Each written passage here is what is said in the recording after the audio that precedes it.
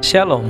Renungan kebenaran firman Tuhan hari ini terambil di dalam Injil Matius pasal 17 ayat 1 sampai dengan ayat yang ke-13. Judul renungan hari ini, Kemuliaan Kristus dinyatakan. Transfigurasi Yesus adalah kisah yang luar biasa. Hal ini memberi kita gambaran tentang surga dan mengoreksi cara berpikir kita pada saat yang bersamaan. Hal itu menggenapi janji Kristus di dalam pasal sebelumnya bahwa ada beberapa orang yang berdiri di situ yang tidak akan merasakan kematian sebelum mereka melihat Anak Manusia datang dalam kerajaannya. Semua ini ditulis dalam 13 syair pendek. Bagian ajaib pertama dari bacaan hari ini adalah transfigurasi itu sendiri. Ayat 2 memberitahu kita bahwa lalu Yesus berubah rupa di depan mata mereka, wajahnya bercahaya seperti matahari dan pakaian menjadi putih bersinar seperti terang. Charles Spurgeon berkomentar bahwa mujizat yang lebih besar bukanlah pertunjukan kemuliaan Yesus, tetapi terselubungnya kemuliaan itu selama dalam pelayanannya di bumi. Kita cenderung menutupi kemuliaan Tuhan. Kemuliaan ini sangat luar biasa sehingga kita tidak memiliki perbandingan dengan hal apapun. Sulit untuk dipahami kecuali kita mengalaminya. Gambaran terbaik yang dimiliki para murid adalah cahaya yang murni, putih, bersinar seperti matahari. Tidak ada yang dapat menatap langsung matahari tanpa memengaruhi penglihatan mereka. Kita juga tidak dapat menatap kemuliaan itu saat dipancarkan. Begitu besar kekuatan cahaya, sehingga menerangi planet-planet dan puing-puing yang berjarak miliaran tahun cahaya. Nyatanya, para ilmuwan memberitahu kita bahwa jarak yang dapat ditempuh cahaya tidak terbatas. Kemuliaan Tuhan tidak terukur.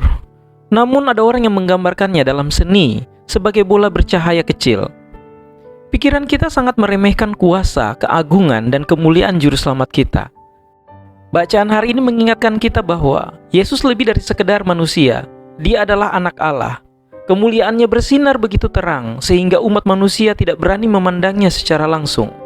Demi kita, Yesus menutupi kemuliaan itu dengan jubah kerapuhan manusia. Tetapi kita tidak boleh melupakan kekuatan yang sebenarnya yang Dia miliki. Wahyu luar biasa berikutnya yang diberikan oleh bacaan kita hari ini adalah penyebutan Musa dan Elia. Orang-orang berdebat dan berspekulasi tentang apa yang terjadi pada kita setelah kita mati. Akankah kita ingat akan siapa kita sekarang? Akankah kita mengenal dan mengenali orang yang kita cintai? Perikop hari ini menjawab pertanyaan-pertanyaan itu.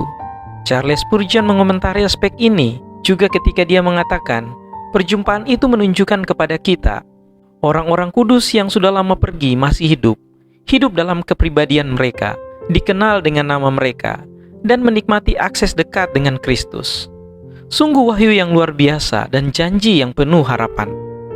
Pada pesan terakhir dari bacaan hari ini, berasal dari ketidaktahuan Petrus.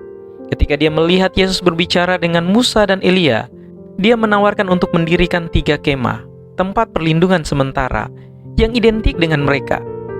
Saat dia berbicara, Tuhan sendiri menyela dia untuk mengingatkan Petrus dan menyatakan dengan otoritas terbatas bahwa Yesus tidak sejajar dengan kedua pahlawan iman ini.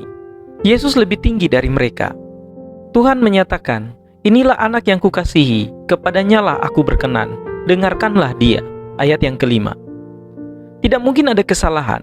Yesus bukan seorang nabi, dia bukan manusia, dia adalah Anak Allah. Kemuliaannya bersinar lebih cemerlang daripada cahaya paling murni dari bintang yang paling terang.